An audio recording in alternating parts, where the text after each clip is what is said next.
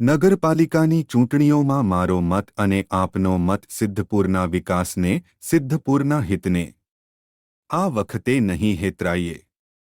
સ્થાનિક સ્વરાજ્યની ચૂંટણીઓ આવી. આજથી 2 વર્ષ પહેલાં મેં ભારતીય જનતા પાર્ટી છોડી કોંગ્રેસ સાથે હાથ મિલાવ્યો. મનમાં ત્યારે પણ નક્કી હતું કે હવે કોઈ પણ પ્રકારના સક્રિય રાજકારણથી દૂર રહેવું છે. 14 એપ્રિલ 2026ના દિવસે 80મા વર્ષમાં પ્રવેશ્યો. પાંડવોની જેમ મેં પણ શસ્ત્રો શમીના ઝાડ પર ચઢાવી દઈ અજ્ઞાતવાસ સ્વીકાર્યો હતો. પણ નસીબ એવું કરવા દે તેમ ક્યાં હતું? છેલ્લા 5 વર્ષ સિદ્ધપુર તાલુકો અથવા શહેરના રાજકારણમાં ક્યાંય પણ દખલ કરવાનો કોઈ પ્રયત્ન મેં નથી કર્યો. એવા પ્રસંગો બન્યા કે જ્યાં શહેરે કોઈ કન્યાના મૃતદેહના હેદાયેલા અંગોથી પ્રદૂષિત પાણી પીધું અને દેવોને ચઢાવ્યું. નગરપાલિકાના સ્વિમિંગ પુલમાં એક નવલોહિયો તરુણ ડૂબીને મરી ગયો. ભારતના 5 પવિત્ર સરોવરો જેમાં બિંદુ સરોવર, નારાયણ સરોવર, પંપા સરોવર, પુષ્કર સરોવર અને માનસ સરોવરનો સમાવેશ થાય છે. એમાં શાસ્ત્રોથી વિપરીત 6ઠ્ઠું સરોવર ઉમેરાયું. સિદ્ધપુરમાં સરકારી મેડિકલ સેવાઓ કથળતી ગઈ. આપણો એક ઉગીને ઊભો થતો બાળક એક આક્ષેપ મુજબ પૂરતી સારવારને અભાવે મૃત્યુ પામ્યો. રોડ, રસ્તા અને પાણીની સેવાઓ તેમાં પણ રોડ, રસ્તા તો સાફ ભંગાર થતા ગયા. નગરપાલિકાની આર્થિક સ્થિતિ એવી તો કથળી કે પેન્શનરોના પેન્શન ચૂકવાય નહીં અને પગાર ચૂકવવાના પણ ફાંફા પડે. નગરપાલિકામાં અને અન્ય સરકારી કચેરીઓમાં ભ્રષ્ટાચારે માઝા મૂકી. ભારતીય જનતા પાર્ટીના નવનિર્વાચિત પ્રમુખ શ્રીમાન વિશ્વકર્માને સન્માનવા માંડ 200થી 300નું ટોળું ભેગું થયું હતું. એમાંથી અડધો ડઝન લોકોના ખિસ્સા કપાયા અને લગભગ એટલા જ લોકોના મોબાઈલ ચોરાયા. સિદ્ધપુર પોલીસ કોઈકની વ્યક્તિગત હાજીહા અને સલામતી વ્યવસ્થા જોવામાં મસ્ત અને વ્યસ્ત હતી. ખુલ્લેઆમ દારૂ વેચાય અને નશીલા દ્રવ્યોની વ્યાપક બેરોકટોક હેરફેર થાય. સિદ્ધપુરનું યુવાધન વેડફાય એ સ્થિતિ સામાન્ય બની. ઉપલી શેરી જેવા ભરચક અને મજબૂત મહેલ્લામાં રાત્રે બંધ મકાનના તાળા તૂટે પણ પોલીસ તત્કાલીન પોલીસ ઇન્સ્પેક્ટર જિગ્નેશ આચાર્યની મજબૂત આગેવાની હેઠળ પોલીસ સ્ટેશન માટે સર્વશ્રેષ્ઠ પોલીસ સ્ટેશનની ટ્રોફી જીતવામાં મસ્ત હતી.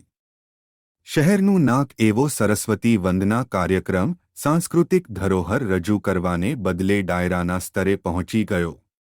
કારતકના મેળામાં નગરપાલિકાના અમુક ચોક્કસ કોર્પોરેટરોની ખાયકી માઝા મૂકી રહી હતી ત્યારે હવે તો એવું ખોદાણ થયું છે કે આવતી સાલ કાર્તિક પૂર્ણિમાનો આ મેળો સિદ્ધપુર ગુમાવી બેસે અને 1 કરોડની આવકથી હાથ ધોઈ નાખવા પડે તે સ્થિતિ થઈ. રાષ્ટ્રીય સ્વયંસેવક સંઘના એક અધિકારીના પૌત્રોને એમની જ કેબિનમાં ઝૂડી નાખવામાં આવ્યા. જેમનું ઘર પણ બેકાયદે હોય અને ધંધો પણ પચાવી પાડેલી જગ્યા પર ચાલતો હોય એવા 2 પૈસા કાવાદાવા કરી કમાઈ ગયેલા આગેવાન ગુજરાતના મુખ્યમંત્રી જેટલો તોર રાખવા માંડ્યા. ભારતીય જનતા પાર્ટીએ આ વખતે કેટલાકને કદાચ ભ્રષ્ટાચારીઓ તરીકે પ્રજા નહીં સ્વીકારે એમ સમજીને ટિકિટ નહીં આપી એમના પત્નીઓને આપી જેથી આ ભ્રષ્ટાચારી પતિઓનો ધંધો બેરોકટોક ચાલુ રહે. સૌથી વધુ ખરાબ તો આપણું અડધું ગામ ખાલી ગયું. જે વિસ્તારો એક સમયે મોડી રાત સુધી ગાજતા રહેતા ત્યાં આજે ભરબપોરે કરફ્યુ પડ્યો હોય તેવી પરિસ્થિતિ ઊભી થઈ. પાંજરાપોળમાં ચાલતા કૌભાંડોનો વિડિયો ફરતો થયો અને પાછો પણ ખેંચી લેવાયો. સિદ્ધપુરમાં કોઈ પણ સમાજમાં કોઈ સજ્જન વ્યક્તિ કે મજબૂત આગેવાન બહાર આવે જ નહીં અને ઘર પકડી લે તેવી સ્થિતિનું નિર્માણ થયું.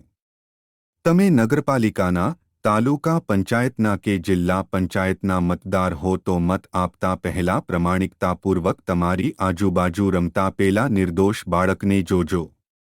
નક્કી કરજો કે એને તમારે કેવું ભવિષ્ય આપવું છે. અત્યારે તમે કદાચ છટકી જશો પણ ઇતિહાસ તમને નહીં છોડે. આ શહેરમાં રુદ્રમહાલ્યના ભગ્નાવશેષો ઊભેલા છે. સરસ્વતી, કોરીધબ છે. સિદ્ધપુરે વિકાસના રસ્તે ગતિ પકડી હતી બરાબર ત્યારે જ એના પગમાં મણમણની બેડીઓ નાખી દેવામાં આવી. મારો અને મહામાનવ પૂજ્ય બાબા સાહેબ આંબેડકરનો જન્મદિવસ એક જ છે. એમણે કોઈ પત્રકારને કહ્યું હતું કે તેઓ રાતના ઉજાગરા વેઠીને જાગરણ કરે છે કારણ કે તેમનો સમાજ ઊંઘે છે. મેં શમીના ઝાડેથી પેલા શસ્ત્રો પાછા ઉતારી લીધા છે કારણ કે મારું સિદ્ધપુર, મારું વતન કૌરવ સભામાં વસ્ત્રાહરણ થઈ રહેલ દ્રૌપદીની જેમ આજે વિંખાઈ રહ્યું છે. લોકશાહીમાં મહાયુદ્ધનું મહાભારત તમારા મતથી ખેલાય છે. જો અત્યારે પણ ભીષ્મ પિતામહ, દ્રોણ, કૃપાચાર્ય, અશ્વત્થામા, કર્ણ જેવા મહારથીઓની જેમ ધૃતરાષ્ટ્રની સભામાં મૂંગામંતર થઈને બેસી રહેશો તો સિદ્ધપુરનું ચીરહરણ થઈ રહ્યું છે એ નહીં અટકે. તમારે જ શ્રીકૃષ્ણ બનીને સત્યમ વદ, ધર્મમ ચર, સાચું બોલો અને ધર્મ એટલે કે મતદાતાઓ તરીકે તમારો જે ધર્મ છે તે માર્ગે પ્રમાણિકતાથી ચાલો. મારે કોઈ ઉમેદવારની તરફેણમાં કે વિરુદ્ધમાં કશું જ નથી કહેવું પણ એટલું યાદ રાખજો કે તમારી બેહાલી માટે તમે જ જવાબદાર છો કારણ કે જ્ઞાતિ હોય, સમાજ હોય, નગરપાલિકા હોય, તાલુકા પંચાયત હોય કે વિધાનસભા ખોટા સિક્કાઓ ચલણમાં મૂકવાનું પાપ તમે કર્યું છે અને લોકશાહીનો પાયાનો સિદ્ધાંત છે. તમે જેને લાયક હો તેવા લોકપ્રતિનિધિઓ અને સકારો તમને મળે છે. કુરુક્ષેત્રના મેદાનમાં મોહમય ગાંડીવ નીચે મૂકીને થરથરી રહેલા અર્જુનને કૃષ્ણે કહ્યું હતું કે સામે ઊભેલા કોઈ તારા સગા નથી, મિત્રો નથી, ગુરુ નથી, કશું જ નથી, અધર. મને માર્ગે ચાલનારા આ લોકો કાળના મોંમાં પ્રવેશી ચૂક્યા છે ત્યારે અર્જુન, તારો એકમાત્ર ધર્મ છે યુદ્ધ કર, યુદ્ધ કર, યુદ્ધ કર. નહીં તો ઇતિહાસમાં અર્જુન એટલે કે તમે બધા નિર્વીર્ય તરીકે નોંધાશો. પસંદગી તમારે કરવાની છે. હું મત તો રહીશ કારણ કે મેં પેલા શસ્ત્રો શમીના ઝાડેથી ઉતારી લીધા છે. તમે તૈયાર છો ને? આપણા પ્રધાનમંત્રી માનનીય નરેન્દ્રભાઈ મોદી 2047 સુધીમાં ભારતને વિકસિત રાષ્ટ્ર બનાવવા માંગે છે. છેલ્લા 5 વર્ષમાં આપણે સિદ્ધપુરને 18મી સદીમાં પહોંચાડી દીધું છે. હવે આ ભૂલ ન કરીએ. આ બેહાલી માટે જવાબદાર એવા કેટલાક ઉમેદવાર પોતે નહીં ઊભા રહે તો સગાને ઊભા રાખશે. કેટલાકને નગરપાલિકાના પૈસે ઘર ચલાવવાની ફાવટ આવી ગઈ છે. આ વખતે સજાગ રહીએ.